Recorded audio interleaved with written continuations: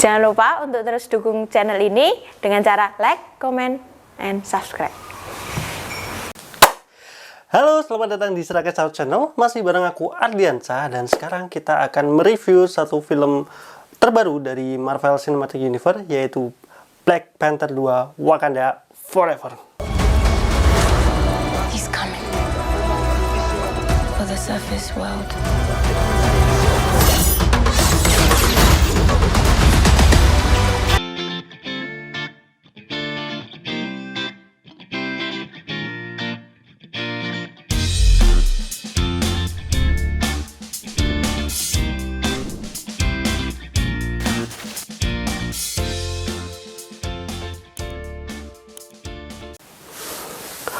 Oke, bareng aku di Seraket South Channel di segmen movie review. Kali ini aku Ardiansa akan nge-review Black Panther Wakanda Forever atau Black Panther kedua, yang mana ini masuk dalam film fase keempatnya MCU dan salah satu film yang paling aku nanti dari filmnya MCU, salah satunya karena memang untuk yang Black Panther 1 sendiri itu sangat membekas dan reviewnya sangat bagus bagiku juga.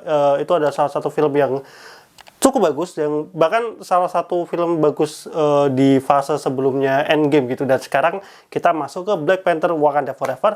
Nah, tapi sebelum kalian lanjutin di video, please silahkan kalian pergi sana ke bioskop, pesen tiket. Saran aku, karena ini filmnya lagi hype banget, jadi mending kalian belinya secara online ya, jangan langsung datang ke bioskop, takutnya nanti kalian kehabisan. Kalau enggak dapat kursi paling depan kan kayak ngelihat bintang ya di layar depan bioskop gitu. Nah, itu kenapa? Karena memang ini aku udah dah, ini langsung aja di awal aku kasih review dulu nih, review awal sampai pertengahan film, biar kalian tuh tertarik gitu buat nonton film ini. Dan bagi aku, review film Black Panther Wakanda Forever dari film dari pertama sampai pertengahan itu adalah 9/10. Nah, itu udah nih, itu udah cukup banget buat kalian. Itu buat udahlah, nggak usah ngelanjutin film, nggak usah ngelanjutin video ini. Kalau kalian belum nonton ke bioskop, kalian tonton terlebih dahulu sebetapa megahnya film ini gitu, untuk salah satu film fase 4 yang mana belakangan ini banyak hit and miss-nya lah untuk film MCU sendiri ya, salah satu dari Marvel Cinematic Universe ini. Nah, tapi kalau kalian yang udah nonton dan pengen dengerin review aku, atau kalian masih tetap ngeyel nih, masih penasaran nih buat emang sebagus apa sih film ini gitu bagi aku pribadi gitu, dari aku sendiri. Nah, sekarang ini aku kasih movie spoiler review. Jadi aku akan ngasih spoiler review untuk film Black Panther Wakanda Forever ini, yang udah aku tonton di hari pertama. Jadi aku sengaja banget nonton di hari pertama untuk ngindarin spoiler. Aku paling nggak suka sebenarnya ke spoiler film-film, khususnya film-film yang aku tunggu gitu. Dan sekarang buat kalian yang masing-masing lanjutin nih sampai ke detik ini, sampai ke menit ini, sampai ke video ini, kalian masih lanjutin buat nonton, ya udah berarti kalian memang nggak keberatan dengan spoiler, atau mungkin kalian yang udah nonton Black Panther Wakanda Forever. Oke, langsung aja ini review Black Panther Wakanda Forever dari serangkaian satu film.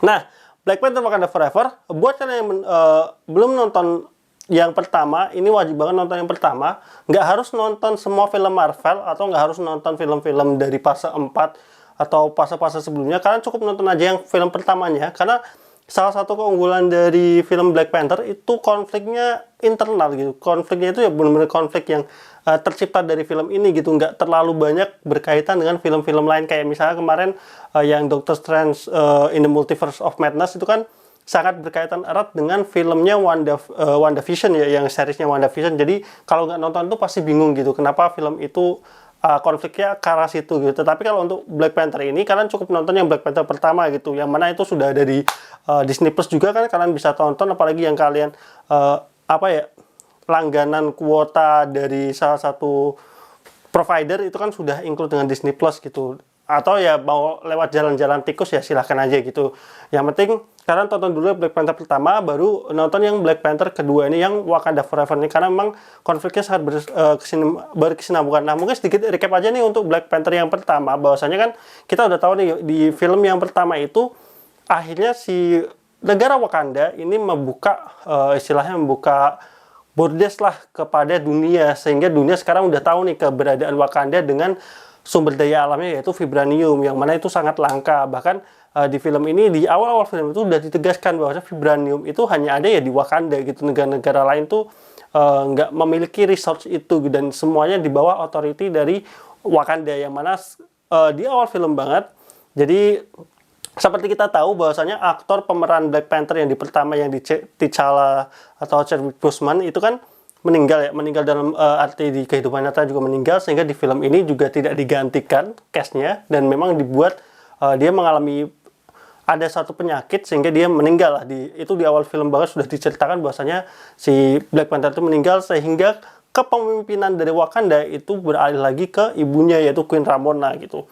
Nah, di sini karena memang Wakanda sudah ngebuka bordernya kepada negara lain, sehingga ada salah satu istilahnya forum antar negara gitu, yang mana di sini kelihatan ya biasalah negara-negara pasti pengen mendapat, istilahnya mereka itu pengen Wakanda itu membagi resource-nya atau membagi vibranium itu kepada negara-negara lain, karena dengan anggapan mereka takut ya mereka nggak mau gitu, cuman Wakanda yang punya akses untuk sebuah istilahnya unsur logam atau unsur apa yang dia memang sangat kuat gitu ya. Vibranium salah satu logam yang terkuat lah di universe-nya Marvel kayak gitu. Tetapi dari Wakanda itu juga nggak mau gitu menyerahkan vibranium itu istilahnya dibagikan gitu, karena memang ya itu akan menjadi sangat berbahaya gitu. Itu bisa dijadikan sebagai senjata yang kita tahu ya, negara-negara ketika mereka punya power, punya sesuatu ya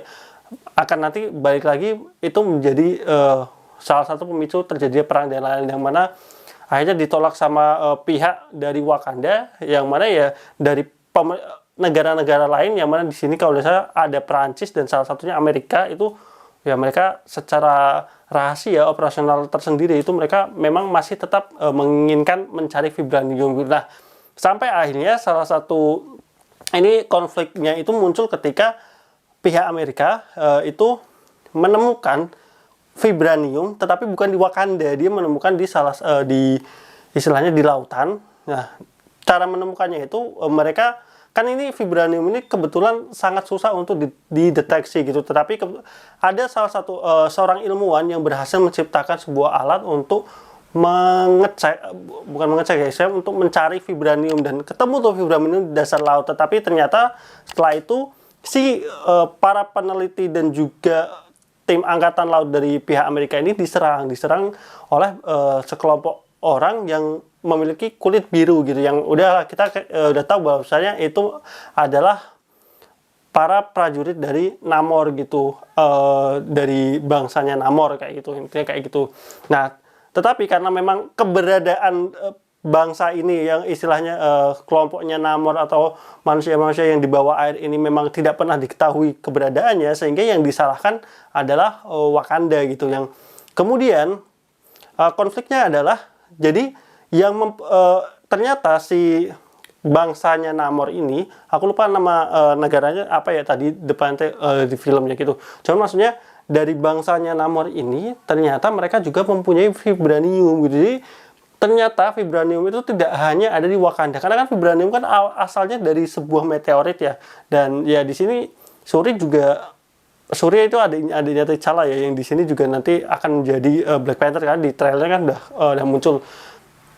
Dia bilang bahwasanya ya memang memungkinkan ketika meteorit itu tidak hanya jatuh di Wakanda, jadi meteorit itu ya bisa aja jatuh di lautan lepas gitu, yang mana ternyata diketahui bahwasanya bangsa Namor ini juga punya kekayaan vibranium gitu. Dan ketika Wakanda itu mengekspos dirinya keluar, otomatis vibranium kan juga keekspos keluar, yang mana itu kemudian mengancam juga bangsanya Namor, karena takutnya ya bangsa Namor akhirnya nanti akan diserang gitu, karena mereka memiliki vibranium itu, dan mereka takut karena sudah ditemukan nih alat untuk mencari vibranium yang mana dilakukan oleh salah satu peneliti gitu. Nah, akhirnya si Namor itu mengancam ke Wakanda untuk dia akan menyerang Wakanda karena kelompoknya ini benar-benar bisa masuk ke negara Wakanda tanpa terdeteksi. Artinya dia ingin mengancam ke Wakanda, tetapi syaratnya ya pihak Wakanda harus bisa menangkap yang membuat alat ini gitu, alat yang untuk melacak vibranium itu gitu, untuk diserahkan ke mereka, karena memang bahasanya Namor sendiri juga nggak mau gitu mereka terekspos ke dunia luar, karena memang mereka itu masih benar-benar rahasia gitu, dan mereka minta Wakanda untuk merahasiakan itu gitu. Nah, akhirnya diutuslah Shuri dan juga Shuri dan juga salah satu penjaganya yang Dora Milaje itu salah satu dari anggota Dora Milaje untuk menangkap si peneliti yang mana ternyata itu adalah Riri Williams, yang di trailer itu sudah diperlihatkan bahwa Riri Williams itu yang nanti akan menjadi Ironheart atau bisa dikatakan Iron Man versi cewek lah, Iron Man versi kedua atau versi tiganya lah gitu. Riri Williams itu yang masih anak kecil ternyata yang berhasil menemukan alat itu, walaupun itu sebenarnya proyek sekolah, tapi ternyata itu digunakan oleh pihak pemerintah untuk mencari vibranium, yang mana itu kemudian mengancam dari bangsa Namor gitu. Nah, yang menarik di sini secara cerita, secara konflik yang aku suka banget di Wakanda Forever ini, konfliknya itu benar-benar kerasa itu, konflik antara Wakanda dan juga konflik antara bangsanya Namor itu ya memang benar-benar ada kepentingan sendiri gitu.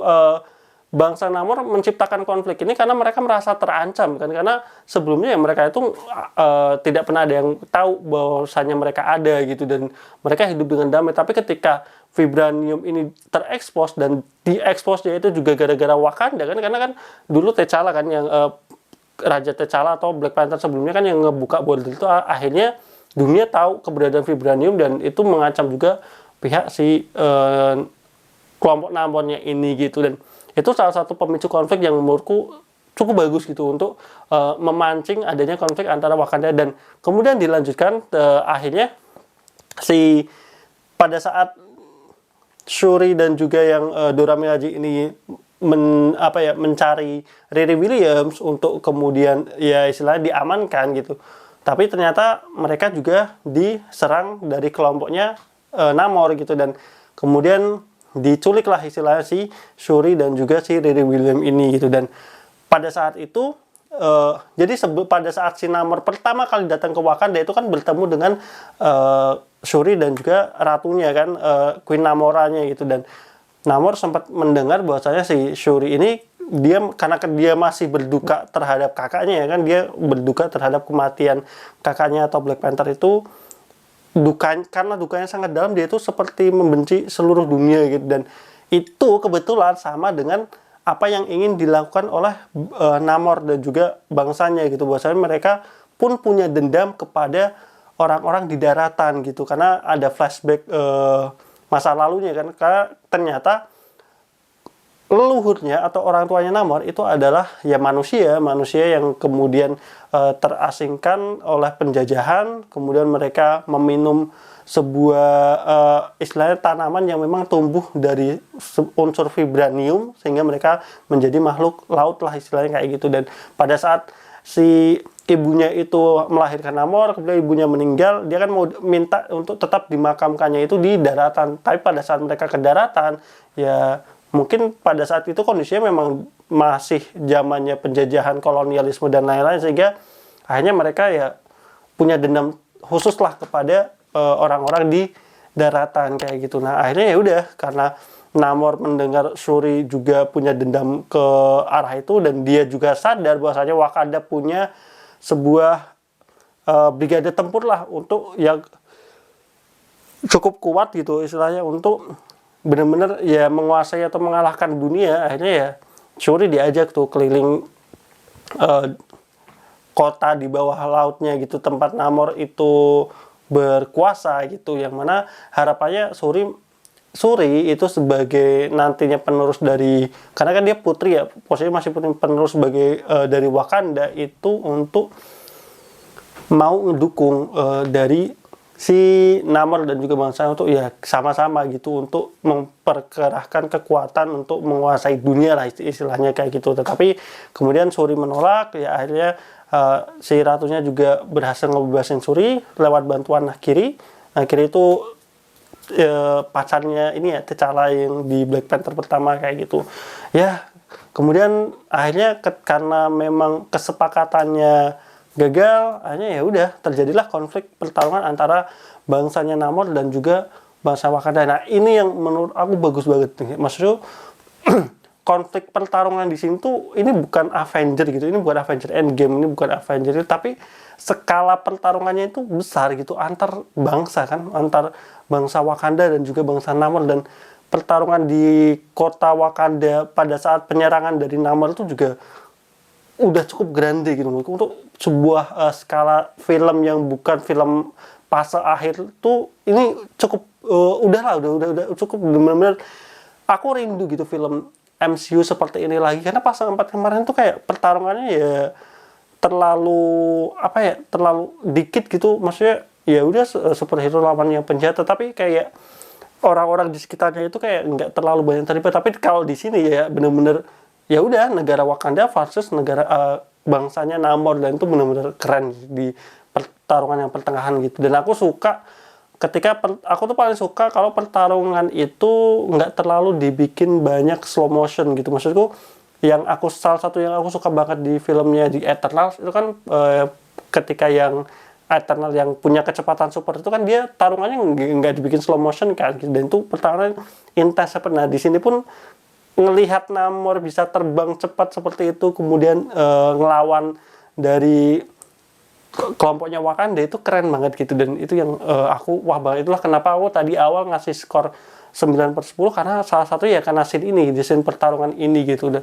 itu yang salah satu yang aku suka di scene pertarungannya gitu, yang mana kemudian akhirnya dari pertarungan itu menyisakan akhirnya kematian lagi nih, si Queen ratunya kan mati ya, ratu Namorannya, yang kemudian digantikan oleh Shuri menjadi ya prosesnya nggak secepat itu, cuman kalau ringkasnya akhirnya Shuri menerima untuk menjadi ratu dan menjadi penerus Black Panther selanjutnya kayak gitu ya. Akhirnya kemudian ya Shuri memimpin pasukannya dari timnya Wakanda dibantu oleh Riri Williams, yang mana sekarang sudah membuat armornya sendiri, yaitu Ironheart, bertarung bareng dengan kelompoknya Namor, yang salah satu poinnya aku juga suka juga di konflik endingnya gitu. Walaupun kita kayaknya udah tahu nih kalau hal-hal seperti ini itu pasti nanti endingnya, karena kan si Namor ini kita udah tahu ya di komik itu dia memang bukan villain tapi juga bukan hero, tapi bisa disebut kayak anti-hero lah gitu, anti-hero atau anti-villain gitu. Dan kita udah tahu konfliknya ya kayaknya nggak bakal dibunuh gitu, pasti nanti endingnya damai gitu. Tapi yang aku suka di sini si sutradaranya itu pinter gitu, bahwasanya dia tetap mempertahankan karakter Namor. Namor adalah Namor gitu. Namor yang kita lihat di film pertama itu ya Namor di akhir film gitu, tidak kemudian tiba-tiba berubah. Aku tuh paling nggak suka ketika kalau misalkan film itu dibuat endingnya itu damai, itu kayak terkesannya awal film tuh kayak dia jahat banget, tapi malah di endingnya tiba-tiba langsung menjadi lunak, langsung menjadi baik gitu. Kayak buat apa gitu, kayak pengembangan karakter dia bertahun-tahun untuk menjadi jahat itu tiba-tiba langsung hancur gitu. Maksudnya langsung tiba-tiba jadi baik, itu menurutku aneh gitu. Dan di sini yang bagusnya Black Panther Wakanda Forever nih bener, endingnya ini buat yang udah nonton nih. Ini aku udah bilang spoiler di awal ya. Maksudku ketika si Namornya ini akhirnya menjadi berdamai dengan Wakanda, tapi ternyata setelah itu diperlihatkan scene bahwasanya Namor ini juga memanfaatkan situasi ini, karena ya memang kondisinya kan pada pertarungan terakhir tuh dia tahu dia nggak bakal bisa menang gitu, tapi ketika dia menyerah pun dia masih punya ambisi untuk ya menguasai dunia lagi, dengan istilahnya nanti bersekutu dengan Wakanda gitu. Jadi suka aja aku dengan karakternya itu nggak dibuat tiba-tiba menjadi baik gitu setelah konflik finalnya seperti itu gitu. Jadi itulah gitu. Dan itu secara cerita ya dari awal sampai akhir kurang lebih seperti itu. Konfliknya semuanya internal, aku suka banget gitu. Kita nggak terlalu memikirkan film-film di luar Black Panther kayak film-filmnya Spider-Man atau Avenger atau apapun. Di sini nggak terlalu banyak disinggung, bahkan dikit banget buat disinggung di film ini gitu. Kemudian pertarungannya keren, walaupun memang kualitas CGI-nya Marvel belakangan ini memang udah nggak sebagus dulu ya. Maksudnya mungkin secara budgeting atau apapun, karena mungkin projectnya semakin banyak, secara CGI juga kayaknya nggak segrande dulu gitu, tapi tetap masih memanjakan mata gitu. Kemudian kota di bawah lautnya aku 50-50 sih. Maksudku apakah mungkin karena Namor ini akan dibikin menjadi villain di film ini, kemudian kota di bawah lautnya itu jadi nggak terlalu berwarna gitu. Tapi tapi tetap aku suka sih, maksudnya nggak terlalu jadi itu kesannya tuh nggak yang memang film ini akan dibuat kayak untuk anak-anak gitu. Jadi bahkan kota dasar lautnya itu kelihatannya ya udah kelihatan gelap kayak ya laut seperti apa sih gitu, nggak yang benar-benar dibikin kayak Atlantis yang megah banget warna-warni gitu, nggak, tapi lebih realistis gitu. Dan aku suka aja sih terkait hal itu gitu. Kemudian tadi ya pertarungannya, koreografinya, unsur SJW-nya itu gimana ya? Aku sih menurutku kalau misalnya nanti ada yang orang wah ini film terlalu SJW karena terlalu mengedepankan karakter perempuan di film ini, tetapi menurutku ya memang dari film awal sudah diperlihatkan si kelompok-kelompoknya pelindungnya Black Panther itu ya rata memang perempuan gitu. Bahkan di novelnya kan juga di komiknya kan juga seperti itu gitu. Kemudian selama itu punya alasan yang kuat kenapa akhirnya yang perempuan, karena kan ya pangerannya, rajanya udah nggak ada kan, sisa ratunya sama adiknya gitu, ya termaafkan. Itu pun endingnya ya itu aku sebenarnya nggak perlu sih ada scene dari Dora Milaje-nya cium kening kayak gitu tuh, maksudnya terlalu apa ya, bosen aja sih ngelihat filmnya MCU terlalu banyak dimasukkan unsur-unsur SJW seperti itu, unsur-unsur LGBTQ-nya kayak gitu. Ya tapi ya oke lah, selama porsinya nggak terlalu berlebihan ya, dan itu sebenarnya nggak dimasukin pun nggak ngaruh ke cerita gitu, dan itu yang aku nggak terlalu suka gitu. Kemudian di endingnya kita tahu ternyata T'Challa sama Nakia itu udah punya anak, dan anaknya juga dikasih nama T'Challa.